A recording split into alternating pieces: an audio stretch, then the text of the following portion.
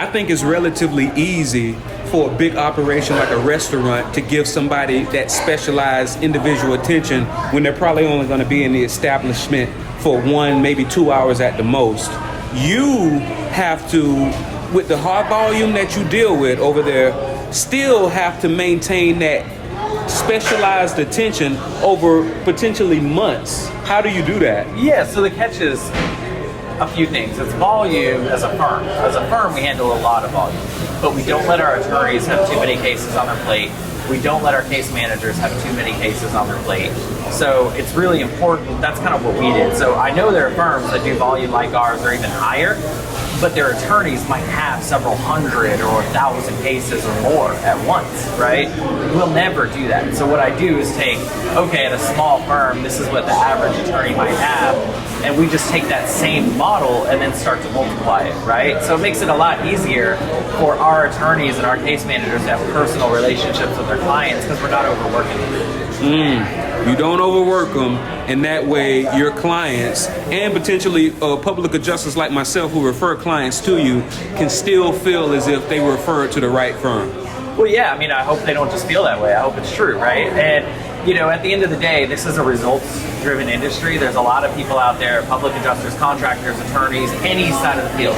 A lot of people that are out there talking about how great they are. Send me all your work. Send me your business. If you are not helping people recover, then you should not be in this business. It's that simple.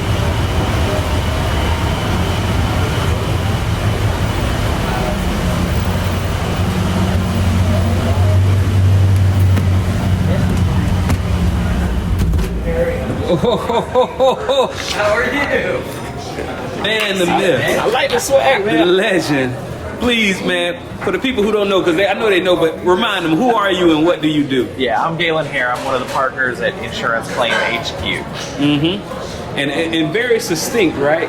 I thought you were going to go into a whole soliloquy, but nah, when you have intrinsic value, you don't really have to go that deep, right? No, I guess, but you know, I think it's been great. You know, I think at this point the industry kind of knows who we are, what we do, but you know, we're first-party property casualty attorneys, so we help PAs, policyholders, and contractors get these claims paid fairly and quickly. Do you have a preferred geographic area that you like to work in? So we're national, but our main office is here in Louisiana, and we have offices all along the Gulf Coast. Where do you prefer to work?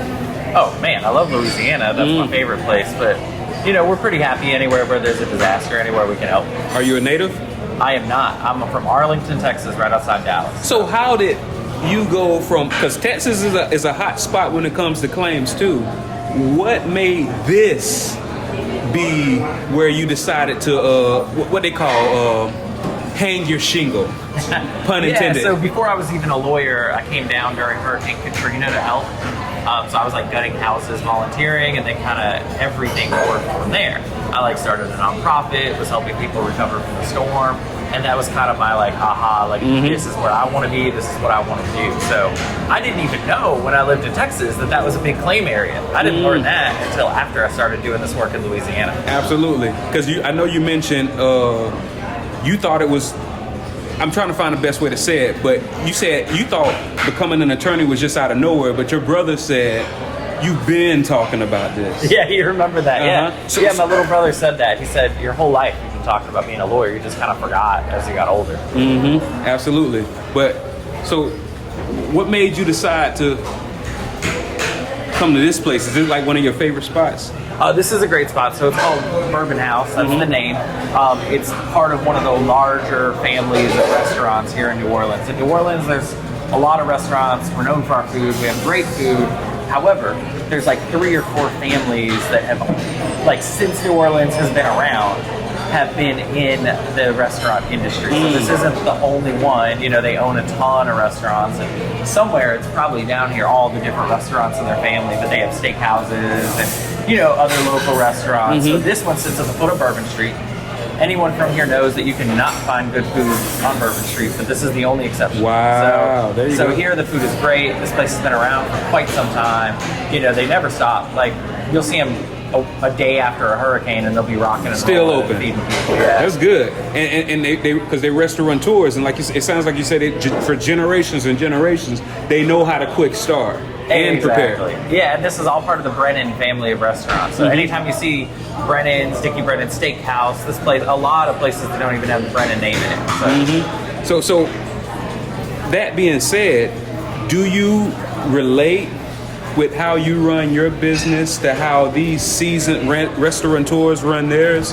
Well, we watch them and learn, right? We obviously don't have the benefit of going back generations and generations and generations, but they're a machine, right? And, you know, one of the catches to running a business is learning how to give your customers like individual attention, but you have to run your entire team like it's a well-oiled operation. So these restaurants know how to do it, right?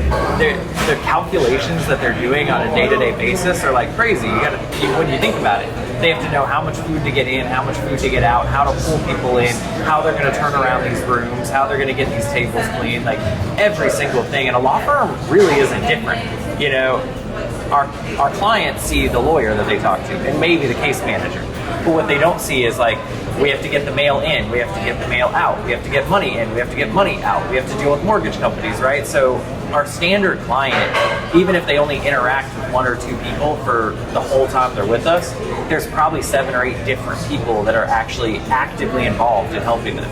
And that was going to be my next question to you, because I think it's relatively easy for a big operation like a restaurant to give somebody that specialized individual attention when they're probably only going to be in the establishment for 1, maybe 2 hours at the most.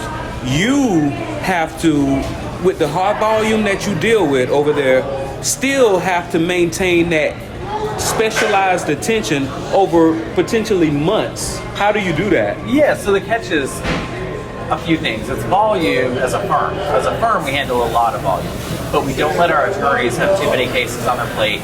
We don't let our case managers have too many cases on their plate. So it's really important. That's kind of what we did. So I know there are firms that do volume like ours or even higher, but their attorneys might have several hundred or 1,000 cases or more at once, right?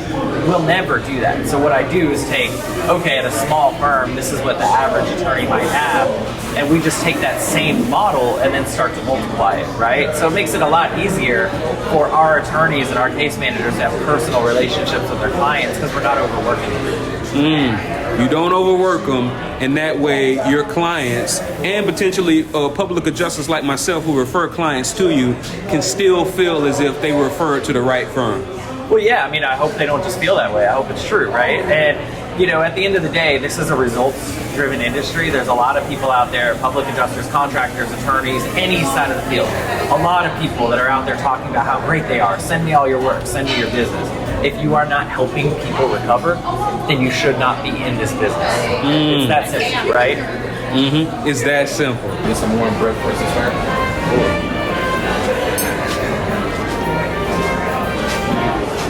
Galen. So how was the? I was instructing the class when you had your event. Oh yeah. So man, I would have loved to No, attend. it was definitely announced last minute and stuff. We were feeling our way through the process. Right?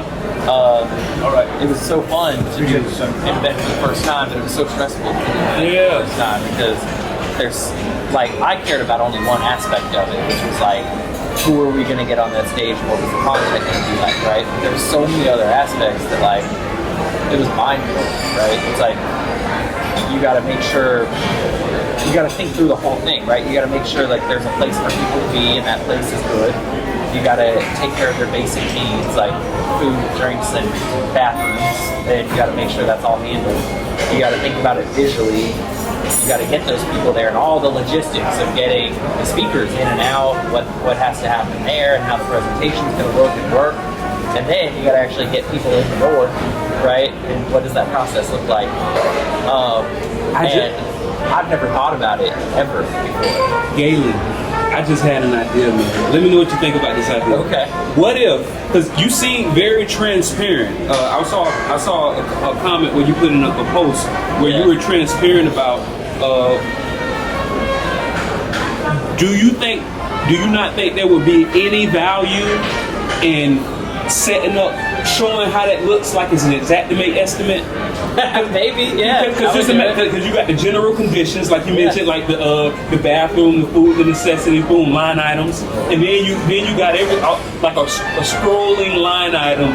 Yeah, I think Bobby's already got all that in the spreadsheet, so it's very easy. Because what makes it clever is when you put it in an exactimate format. But I agree. Yeah. But I'm saying we already have. Oh yeah, you already have it. And then you so go boom, boom, boom, boom, boom. It'd be hard to figure out. Oh no, that would be very clever in my opinion, and it would That would be connect. hilarious. That'd be great. I love that.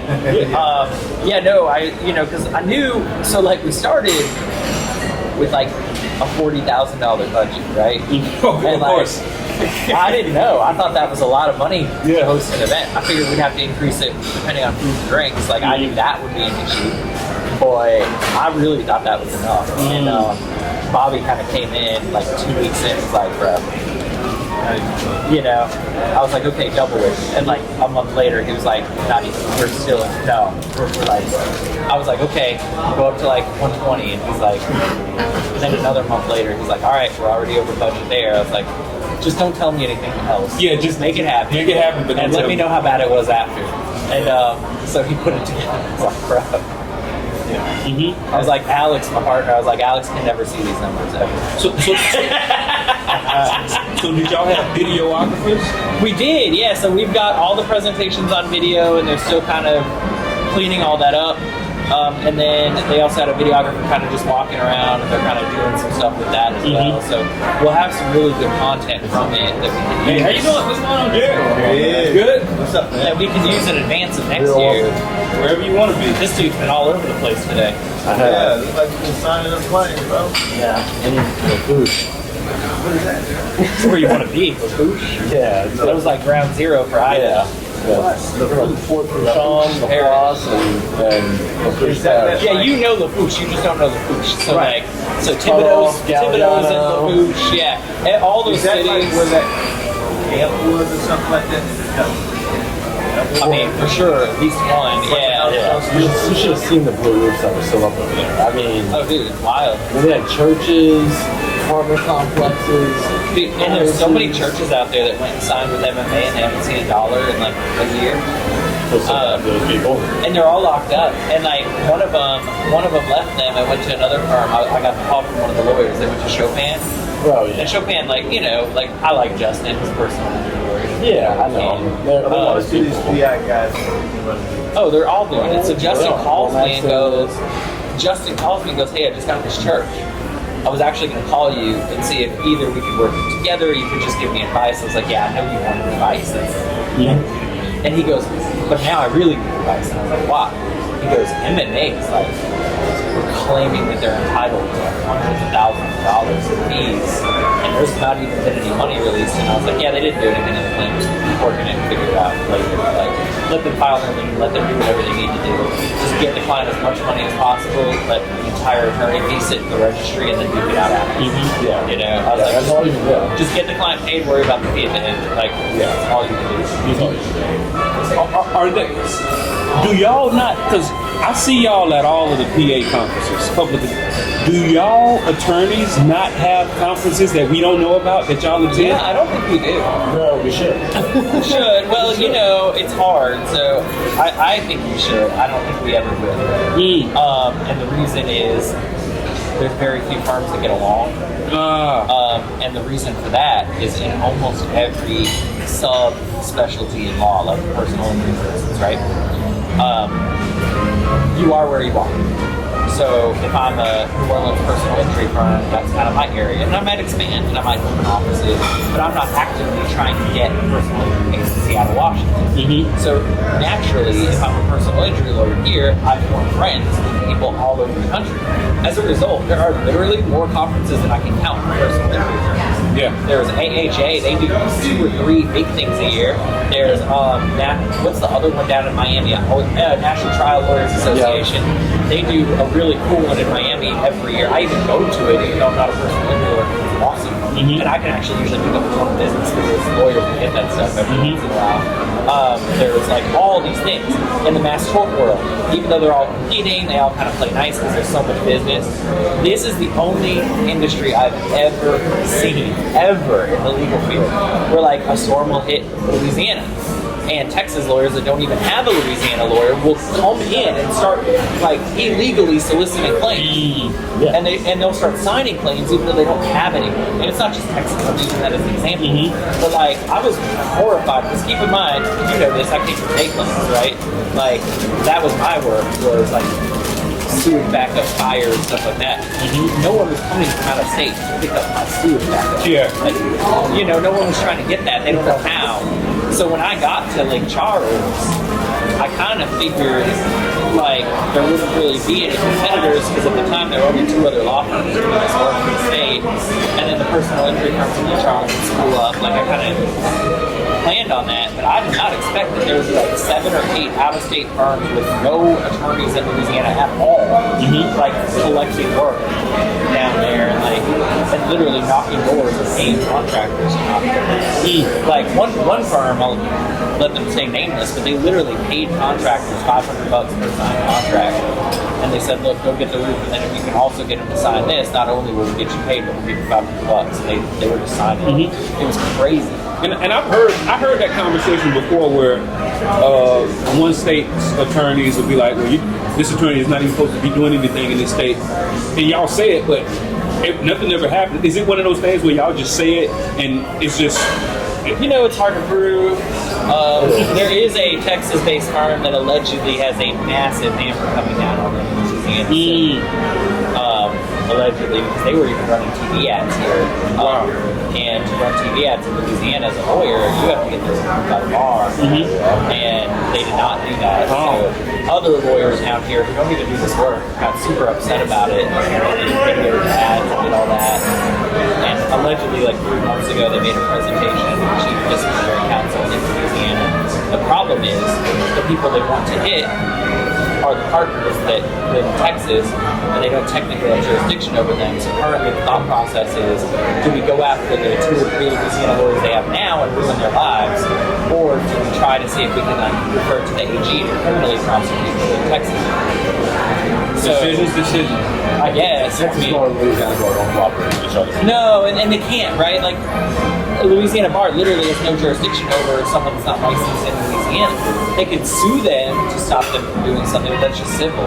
But the AG does have unauthorized practice of law, criminal power. So I don't know which way they're going to go. I mean, I hope for the Louisiana lawyers' sake, because I think they just, at the end of the day, with the exception of one of them, I think at the end of the day they just took a job. Yeah. You know, I hope that the answer is not let's just bar the Louisiana lawyers, because then it kind of lets the Texas people that started it just walk away. Yeah. So, you know, we're pretty careful. Like, for instance, I don't have anyone licensed in Kansas. Kansas got thrown, like, if tornadoes just ripped it in half tomorrow, I would not be out there until I had a Kansas lawyer on my roster. You know, and I'll do it. I could maybe do it within 24 hours, but I will not, you know, be out there until I have someone. They'll be right there with me.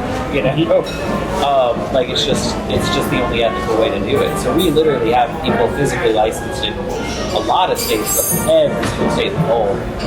And that's why. So if we had a big thing in Texas, we could all go because we have 2 Texas lawyers, 3 Texas lawyers. I'm working on it mine too. Yeah, a lot of my Louisiana lawyers are now picking up Texas licenses. They say Texas is the modern day gold rush for you attorneys. That's what I hear. It's hit or miss. I'll tell you, we want the next star to be in Alabama. That's what we're doing. What's special about Alabama? Well, It's our headquarters. It's where our other headquarters are. it's better for us. Yeah, so they have no PAs. That's not why They don't exist. I would rather a store in the state where there are PAs. But Yeah, we put it on a silver platter. But from a business standpoint, in Alabama, there's only Long and Long other than us. And we have, in our sister firm, Alexander Chicago Trial Attorneys, is the largest personal injury firm in Alabama, hands down, period, and stop. like more billboards than any other lawyer in the country. They run ads every several seconds on all the TVs. They run radio, which means they have a database of all these people for the last 20 years that they've been in contact with and represented, so ethically they can reach out to them. So we can actually just text message like literally hundreds of thousands of Alabama residents in an area where there's a big Because they're already your and client. start signing them up Oh, like that. yeah. So, you know, usually the lawyers are like the dead weight in the generate-client relationship, right? So we will not be the dead weight in the generate-client relationship. That's in good. Alabama. We'll be the heavy lifters. Absolutely. So I mean, y'all attorneys usually wear real nice shoes. So who's going to be your boots on the ground if that happens? It'll be all of us. I mean, so keep in mind our sister firm has 130 lawyers in Alabama. So y'all 700 employees in Alabama. So we have unlimited resources in see, Alabama. I'm used to attorneys sending out people like us, but it sounds like you're saying, Yeah, we're not going to knock doors. We're not going to solicit. No, I mean, but as far as We're literally going to paper the town with billboards, paper the town with TV, radio. We're going to be texting people from like anyone that's ever interacted with Shannara. They'll be getting texts from Shannara. We will put Alexander Shannara because it's like a mini celebrity. Like people dress up as him for Halloween and stuff. Really? It's like we will be putting Alexander Shannara on the TV, on the radio, saying, "Look, you know, I started this firm. Like all they do is this work. Like, come trust us. We're going to help you." So what is about him? Is he like a character? Does he dress like the Sears Sucker Spend type? money on Have you ever advertising. heard of Anthony Lopez in Miami? No. Okay, I was saying Miami doesn't really have that lawyer because it's so fragmented. Like some geographic areas, like here we have more guard. Some geographic areas have like a PI lawyer that's always on TV, right? So you got to keep in mind that means kids are like growing up seeing his commercials all the time. So he becomes a celebrity. But yeah, in our area is Morgan. Yeah, John Morgan. Yeah. For the people. I've had a lot of people come to me saying they get terrible experiences. Well, there's a reason for that, and I'm not even mad at it. Like, so Morgan and Morgan bought the Nation's law firm, right? And then Morgan and Morgan recruited Bill Sanoff and housed him at the Nation's law firm and said, "You're officially in charge of property casualty." Okay? Anyone that knows Bill knows fundamentally he is a nice human. Like, you can't sit down and have dinner with Bill and be like, he is an asshole. Like, that's physically impossible. Anyone like sat down and talked to him, he's a sweetheart, right? But there's a lot of people that will tell you behind closed doors that he's a liar, a backstabber. And the reason I'm saying that actually, I believe, truly, as I sit here today still, is that when they hired Phil, Morgan said, "Go do whatever you need to do, make whatever promises you need to make." Like, money is no object because we have more money than any other law firm in the country. Like, we will do whatever we need to do. You build this into a power.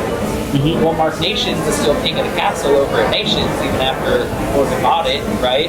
And Mark Nations telling him, "No, you're not doing that. No, you're not doing that. No, you're not doing that." But he went and made all those promises. So that's why Phil, if you notice, Phil's kind of disappeared from like the public eye in the last year and a half. And I really feel strongly that that's because Phil did what he was told he would do. And then after the fact, he was told, "No, you can't do it." You know, so I don't think it's Phil's fault. Yeah, right?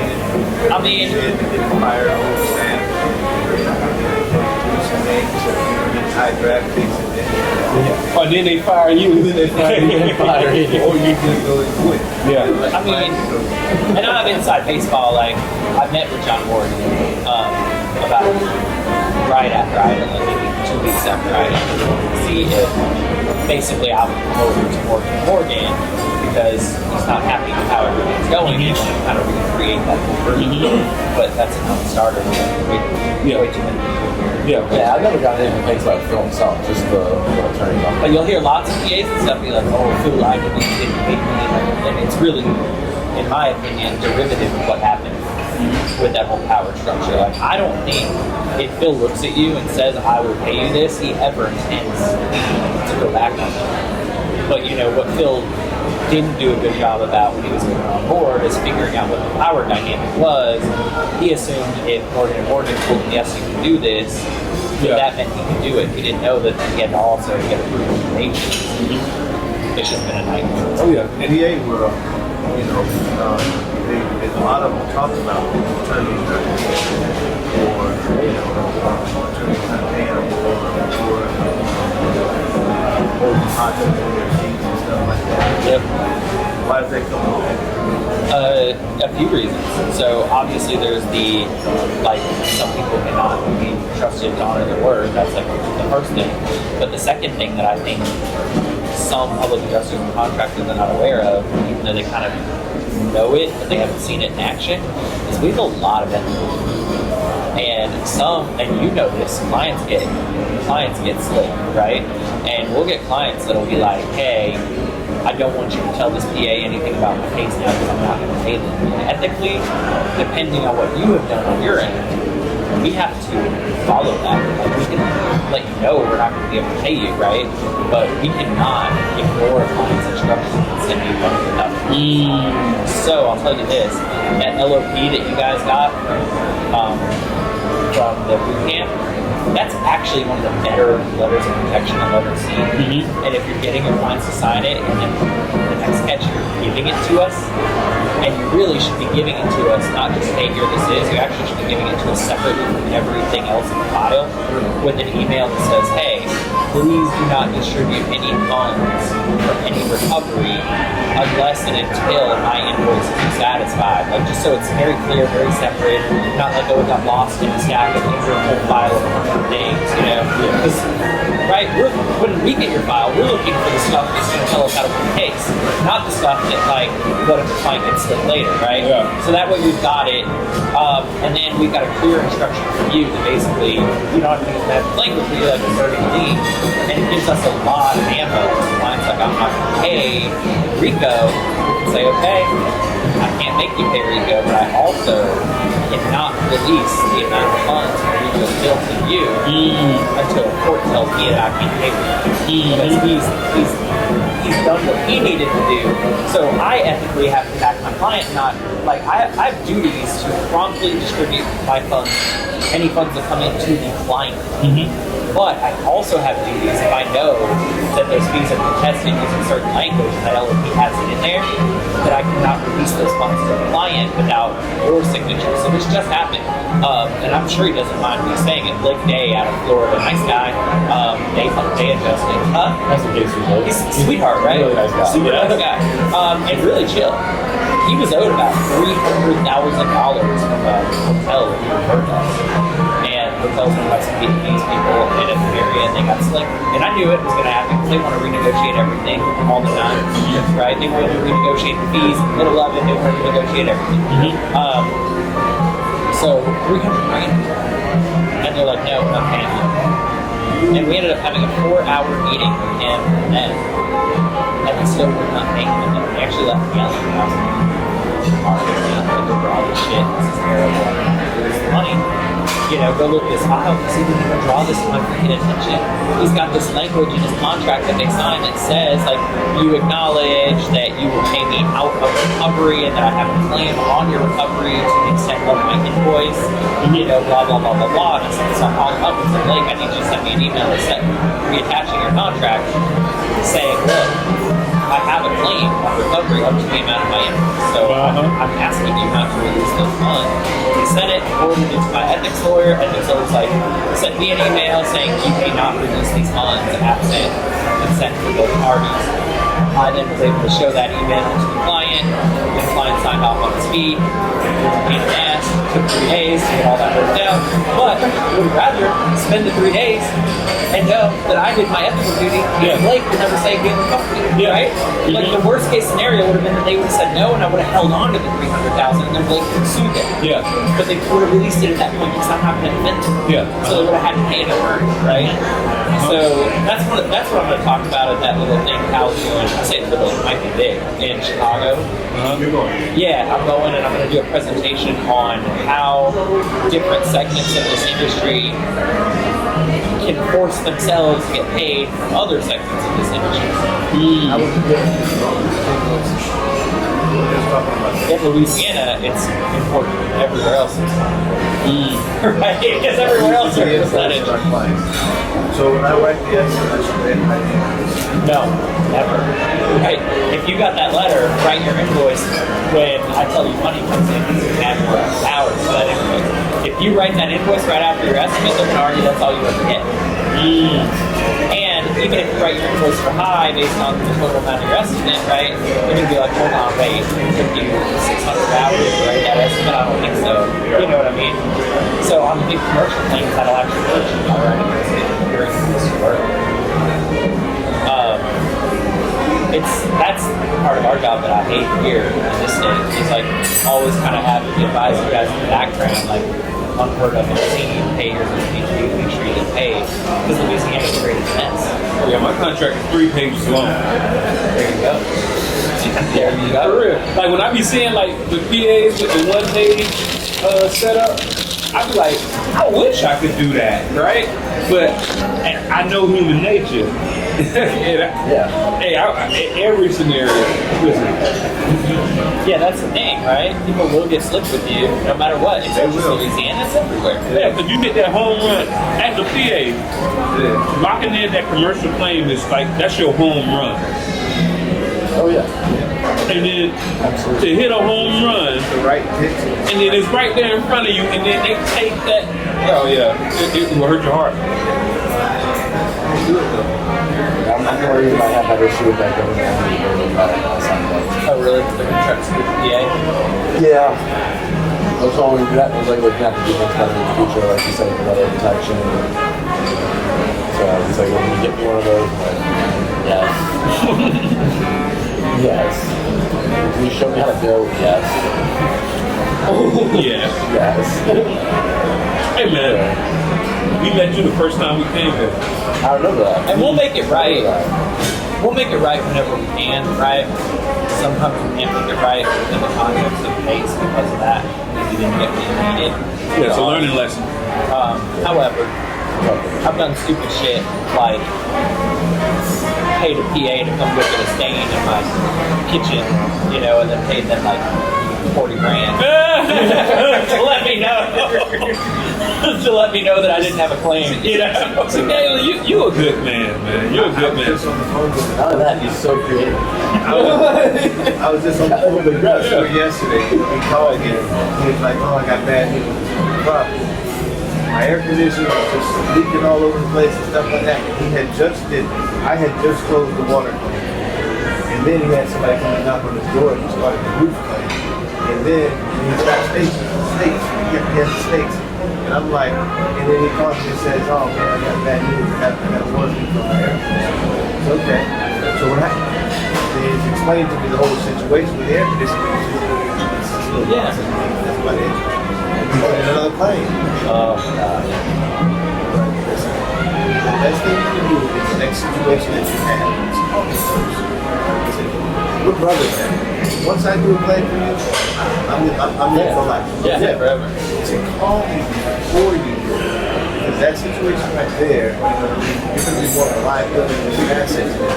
They're not going to want to renew your policies next year.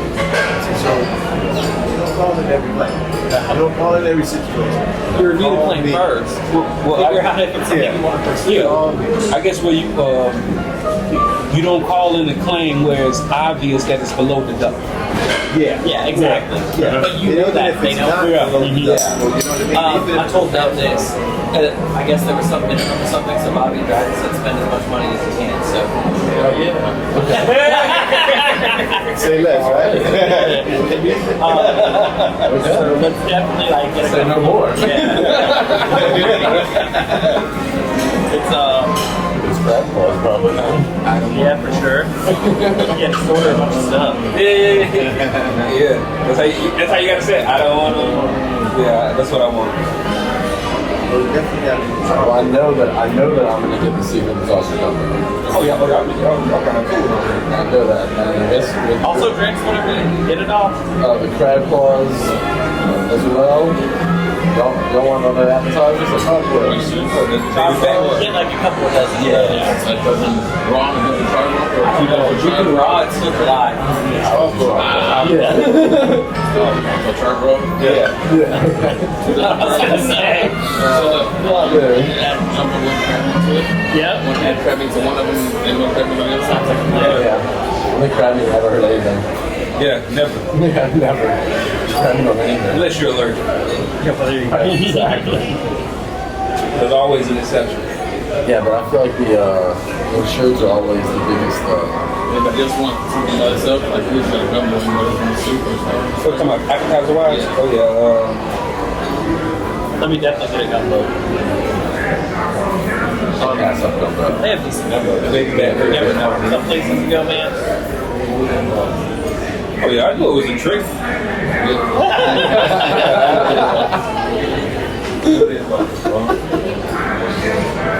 Started for a gentleman. Going and anything you want to drink. Have at it. I'll take about mine. I have over here. You okay with the bottom? Yeah. Oh no, I already. For anything for you, sir? I'm on water. Sorry. So is there no difference working with Galen's hair? Because you like a journeyman, right? No, the difference working with Galen is tremendous. I mean, like, Galen's the type of person I've been looking to work with ever since I got into this business. You don't know this. We did tell you this. So he emailed me, and I remember, I think the subject line was like confidential or something, right? And he's like, look, please don't let this get out, but I'm interested in potentially making the jump. And, here's my resume. Like, would you be interested in talking? And that was unsolicited. I did not reach out to you, They right? were going to reach out to me. Well, have they reached out yet? They thought had, and no I idea. asked them what the law firm was, but I didn't consider it. Oh, I had no idea. And You they told cheated. me it was Harrison Hall, and I was That's like, so funny. oh, I'm sorry. I had no That's idea okay. you cheated because I Yeah. wrote him back and said, well, I literally just paid a recruiter to go hire you. So let me cancel that. And He pays somebody to find him. well, I made someone to approach him because what I didn't want, look, the legal side of this industry is relatively fractured, but I didn't want to be the person that helps make it worse by going and trying to smash people as people. But I knew I wanted Jared. My sense was, and it turns out I was right, that Jared was here, he was doing this work, but he was kind of on an island, didn't have a lot of support. Right. But that was my guess, right? And candidly, when I look at the field of lawyers in Louisiana right now, there's like a bunch of firms now doing this work, right? Like Morgan & Morgan, but they don't really have a presence, and there's no one that's really, there's no killer that I can identify, right? MMA, there's no killer at MMA right now at all. There used to be like some really awesome ones, I think maybe they still are in Texas, but you don't hear about anyone in Louisiana that's like crushing it. You hear about someone, there is someone in Louisiana for them that is aggregating thousands of claims and creating crazy spreadsheets, but that's not for me, right? So like when I look at all the competitors, honestly, it was the weirdest situation I've ever been in. I was able to identify 3 attorneys in the entire state that I was interested in hiring. Like, other than that, I was just going to hire someone with no experience and train them up, right? So I literally gave those 3 names to this recruiter and said the only way I will pay you is if you get me one of these, or all 3, whichever you prefer. And Jared emailed me the next. I had no idea, man. Now I feel I probably need to go pay her. That's why It would be the right thing to do, would be to pay her. She didn't even tell me she reached out to me. Before, and so it kind of like hit before yours. Well, I think I hired her the day. Well, Oh, no, you know what? I think I got your, like, Indeed, like, we're interested. oh, that's different. Okay, That's what it was. gotcha. That's what it was. different. Then No, I the recruiter had reached out I to me. literally hired a recruiter to call you the day before you emailed me, and she never told me she even done anything. So, So there's an. See, I know there's headhunter recruiter. yeah, exactly. Hold on. So are you saying that there is a firm that you attorneys know about? All they do is headhunt attorneys. There's a number of them. Yeah. Really? Tons of them. That's how I got my position prior It seems like it's easy to headhunt an attorney. Hey, I'll pay you whatever the hell you want. No, indeed. No? Well, yeah. I'll pay whatever the hell you want. Yeah, no, indeed, because you don't know who's looking. You don't necessarily know how to contact them other than at their work. They're not going to talk to you at work, right? If I called Jared at his office and he's working in an office with all these other people, and I'm like, hey, I was wondering if you'd like to work with me. Like, This is yeah, you know. And again, there's like the tactical side of it, right? I'm assuming by calling him that he's looking to jump. He might not be. He might be very happy. So that actually might make it harder for us to have a professional relationship going forward, right? So the headhunters have found this like great niche for themselves. almost. See, if you was almost a little bit longer, you might have to lean out there. So, you know, like, but the headhunter has the ability without disclosing that I'm looking or disclosing that he's looking. Just to get a feeling. Yeah, right. I'll get calls from headhunters to date all the time. Hey, I have 6 different attorneys with a little bit of experience in this area, licensed in these states. Would you be interested in hiring? Like they call me all the time. Yeah, they're going to charge me when they do that, right? But that's interesting. And they're also calling people like Jared all day. I'm sure, like no one in our office says it, but I'm sure you guys are getting. Oh, I'm messaging CA all the time. I have like 6 recruiters reach out to me. Yeah, no one in my office ever tells me that they got recruiters calling, but I'm sure. I'm sure it's all our They're all reaching out. They need people. Yeah. So how does, because you mentioned that you narrowed it down to 3 people, how does he even get on your radar? Well, I was looking for lawyers that I do actually handle this work and actually have experience handling this work. We're friends on Facebook. Yeah, we're friends on Facebook. Yeah. And despite all the pumping that attorneys in Louisiana are doing right now, or really everywhere, I knew that there were only a couple of firms that were actually had experience in bringing this work. So it made it really simple, So then I looked at those firm websites and it's like, well, there's the owner. Unless they're having a lot of financial trouble, they're not doing it. And then let me see, like who is their top Louisiana lawyer that they have. Let me see. Now let me look up that person and see if they file cases, see what they're doing. How do you determine? Oh, okay. I was just about to say, how do you determine who's top? Because you can just go through and then see who's You also actually know, top. right? So like, I'm in this world. You're in this world, right? Like I'll hear, oh, so and so has this big case, and they're doing great, or so and so's getting their butt kicked, and so we also just hear things. Some of it anecdotal, right? But Jared, in my mind, and I know that's not exactly true. I think he came on a little before that, but about halfway through kind of the Laura rush, all of a sudden Jared's photo is showing up all these places. He's been picked up by a new firm, so they're pushing him. And I think you also had your own firm simultaneously, right? I did. Yeah, so you were like of counsel and Yes, I had my own firm. I was counsel for the board. And then I was on Cantor and picked me from the law firm, offered me what I was making at the law firm, said, look, we'll give you X amount, cost the same percentage that we're making, and let you keep 100% of the fee on all your cases.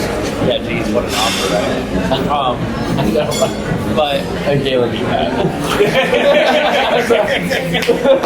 Galen. He was like, also you'll have an assistant, law clerk, so like, I was doing all my work by myself. I mean, I was my receptionist, my bookkeeper, my researcher, that's really what I was able to offer. I did not write a check. What I was able to offer him was That's so resourceful. no. He was having to deal with how to get the trash taken out of his office, right? Yes. And that takes away the time that you need to help your clients, right? So I was able to say, look, man, whatever you need within reason, you're gonna have it. Like, if you call me up and say, I think I'd be a much better lawyer if I had a massage every day, that's not happening. But But a chiropractor. no, but the actual professional things you need to be you, we will take care of that for you, and you won't have to stress about it. I'm gonna be honest, man. And now that I know what was the differentiator that what brought you to Galen, you look fresher. Oh, thank you. No, I look healthier. You mean? Yes, It's true. Well, the office looks fresher now that he's here because he's also very happy and cheery. I'm honest, bro. Yeah, everybody feeds off of it. That's how I found you. When in the event, I'm like, he was the light. And then the event that we were at, he was the light. That's the first met him. And then but then in your event, he was just excited. It's funny. Everybody that met us, it's great said him. office. We didn't even know your work ethic or nothing. We said him. We also hired another guy recently who I'm getting amazing feedback about in terms of attitude. Renee. Oh, dude, everyone loves Renee. Everyone loves Renee. I love Renee. Everyone loves Renee. He's like everyone's happy old uncle. So he's a little bit older. Yeah, we hired him to help assist with trials. That's all he's doing. He doesn't have his own case. So when you say assistant trial, you mean litigation?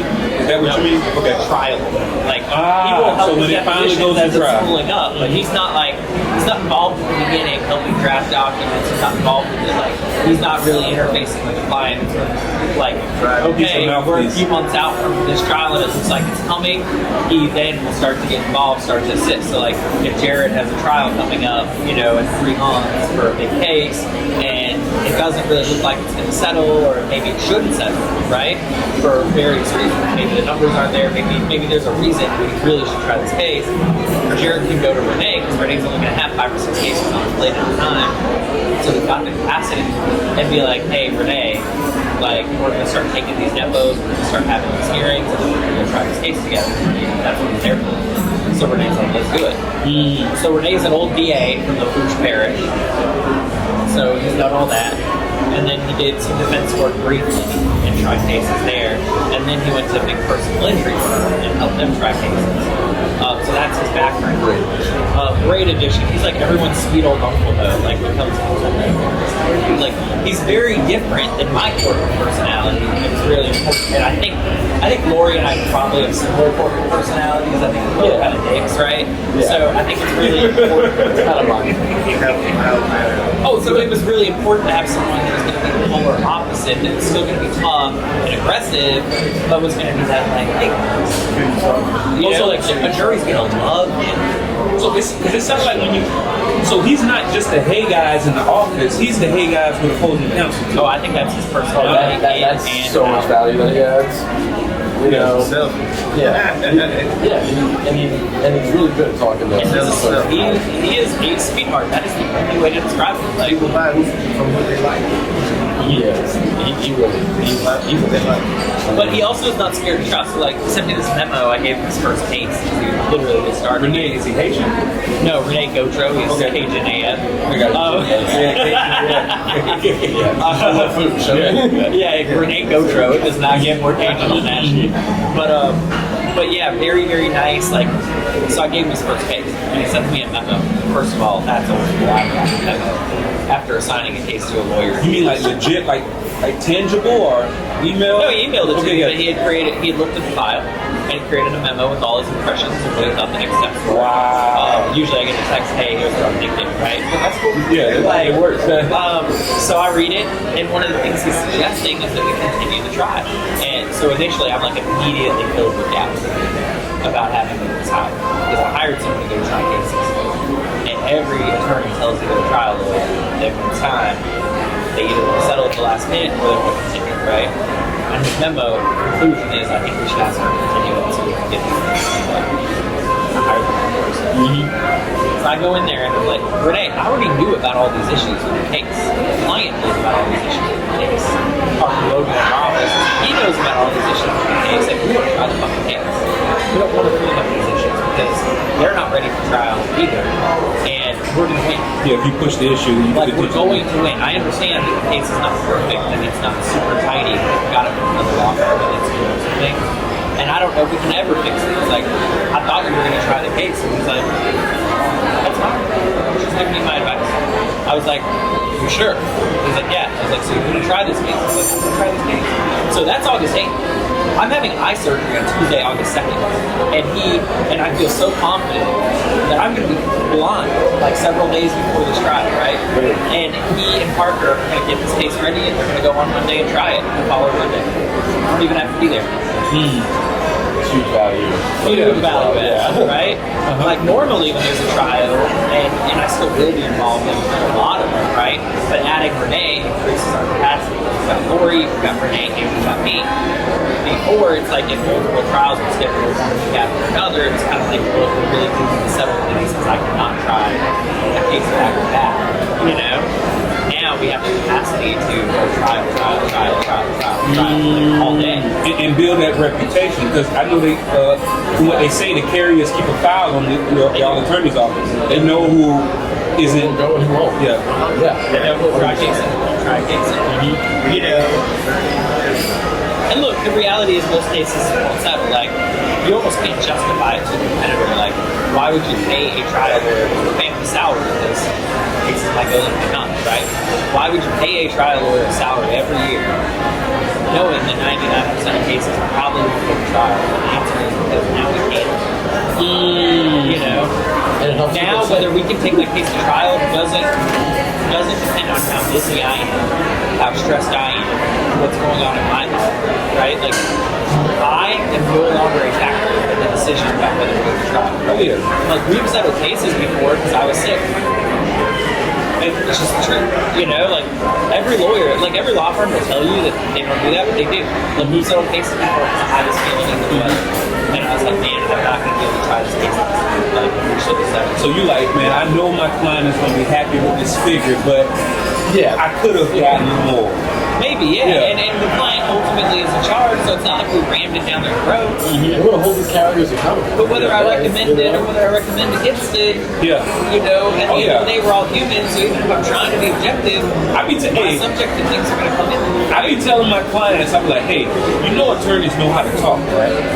And you know they're gonna follow your decision. So when they call you and say, hey, this is what we got, and then they hit you with the, you know, I'm like, you decide. Because they know how to, you know. Exactly. And that, Yeah. and also having, and we'll hire a second one. I was going to hire a second one immediately, but now the trial is also super spread out, so I don't think it's necessary. If we get to the point where they're all double, triple stacked like they were, I'll hire a second one. But I'm taking all of you in for you too. Yeah, that's one with Shay, one with Tree Guardian. Oh, you're doing that one? Yeah, I told her. I met the owner of the Tree Guardian. Got here, Andrew? Yeah, no, He's massive, dude. Adrian. That guy could beat me up with one foot. But let me tell you, I had got some great content with him a week ago, and my phone died. So he's actually about to hire a videographer.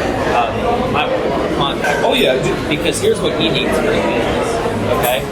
You know, have you seen his prices? They're insane. well, based off, but I guess he probably deserves it based off the tools and toys he got, right? So you hit the nail on the head. So that's why you hire a videographer. It's something you're interested in. You should call it. Because he's got all those toys, so his prices are like 2-3 times as high, right? And then when the adjusters are doing the bills, they're just calling like a tree service and being like, what would you charge for this, right? And I'm trying to cut the bills down. So I was like, look, we need a series of videos about why the way you do it is superior and why the pricing is justified. So like the first one is the way you're pulling the trees off the house. He's doing them all with cranes and gravel. No one is getting up on this house and cutting the tree.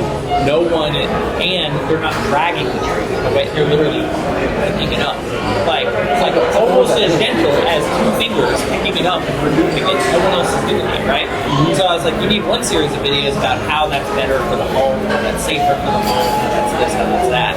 You need another like video or series that's about the safety to the people, right? Like there are all these videos of tree guys dying. Like you can actually find tree guys dying on the internet. Oh yeah, no, it's Because it's inherently unsafe. He does not have any more. my granddaddy was an arborist. I know it's a very dangerous field. Yeah. And then, you know, I think a video on what it takes to deploy, how you set up a camp for that kind of stuff, or what resources you have to have, getting food running, getting housing, getting energy, like all that stuff, because they're there first. I would appreciate an interest because Make it happen. yeah, because we met each other in passing, and it was real, but the vibe. I'll make it happen. Oh yeah, that's good. Because I told him, he was literally in our office 2 days ago, and I said, you need to hire someone, you need to make these videos, because then we can make an FAQ sheet, link these videos on it, and then you have a plan package that you submit that makes it more likely to justify your costs, right? Like, he can show you that some of the springs on those screens are $100,000 a piece, one spring. Yeah. You know? That obviously justifies a Those cost. graphic charts with the sawmill, those things are over $1 million. And he's got more than anyone else has. You know? He did the math. If he can actually get paid his ticket price, he should be able to come in after a storm and do about $5 million a day. And isn't that insane? Yeah, I almost bust out a note for my Maxwell song. He's a nice guy. You know, he was talking to us too. Like, people are so interesting, right? You've got a massive. Yeah, this guy. Yeah, he looks like a tree guardian. So he told me he weighs 329 pounds right now. Wow, and he's solid, dude. He's solid. Yeah. His lat now is 800. However, he's super unhappy because he's carrying around a lot of weight. He doesn't like that at all. He's happiest at 150 pounds. His wife wants him over 300. Oh, she's trying to keep him off the market. Basically. He trying to keep No, up his wife just wants a dude. Like, and at 250, he's a big dude, but he's not a big dude, right? Not the biggest dude in the room. And I'm trying to imagine. Yeah, he would be solid because I'm like what 230. Him at 250. Oh yeah, he would be like a real like what Adonis maybe. Yeah, he does powerlifting and stuff. Man, those look good.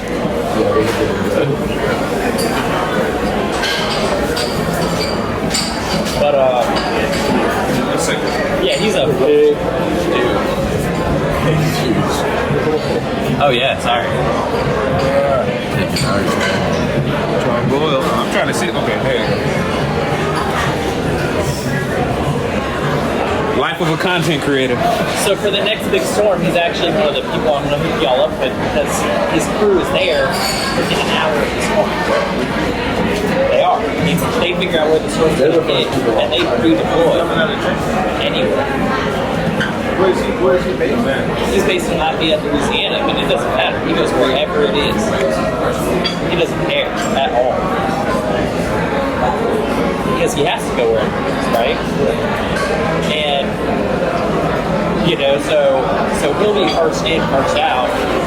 So that's the downside is that he's first out.